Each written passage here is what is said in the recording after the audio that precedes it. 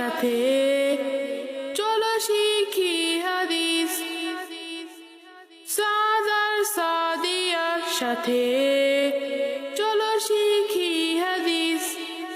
এই হলো সাদ। সাদ খুব ভালো ছেলে।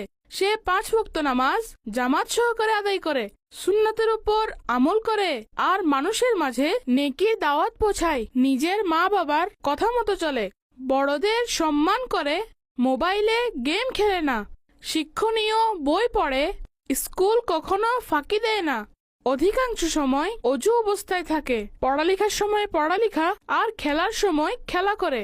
সাদ সময়ের প্রতি খুবই যত্নবান। ওহো, সাদ ভাই এই পাথরটি কেন সরাচ্ছেন? এই হলো বাবর, সাদের বন্ধু। সে সব বিষয়ে অবশ্যই প্রশ্ন করে।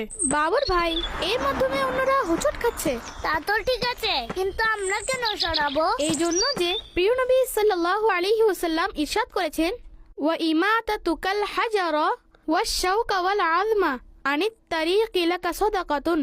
রাস্তা থেকে পাথর কাটা এবং হাড় সরিয়ে দাও সাদকা বাবর ভাই। বিসমিল্লাহির রহমানির রহিম। এই হলো সাদিয়া, সাদ এর ছোট বোন। সে সকল কাজ সুন্নাত মোতাবেক করার চেষ্টা করে। সে সাদের কাছ থেকে সুন্নাত ও আদব শিখে এবং সেই সুন্নাত ও আদবগুলো নিজের বান্ধবীদেরকে বলার চেষ্টা করে। আলহামদুলিল্লাহ। আফিয়া। এই হলো আফিয়া, সাদিয়ার ছোট বোন। যদি সে কোনো ভুল করে তাহলে সাদ আর সাদিয়া দুজনেই তাকে বুঝিয়ে ভুল সংশোধন করানোর চেষ্টা করে।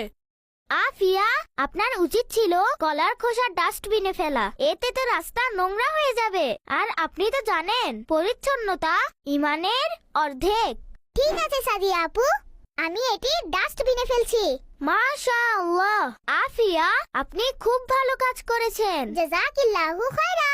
এই হচ্ছে আমাদের নতুন সিরিজ এবং তার কিছু ক্যারেক্টার, যার সাথে আপনারা এখনই পরিচিত হয়েছেন। পরবর্তী কিছু নতুন চরিত্র নিয়ে আসছে, আরো কিছু নতুন ঘটনা, অনেক এক্সাইটমেন্ট এবং অসংখ্য শিক্ষণীয় বিষয়, এছাড়াও অসংখ্য ইসলামিক জ্ঞান। তাই দেখতে ভুলবেন না সাদ আর সাদিয়া, শুধুমাত্র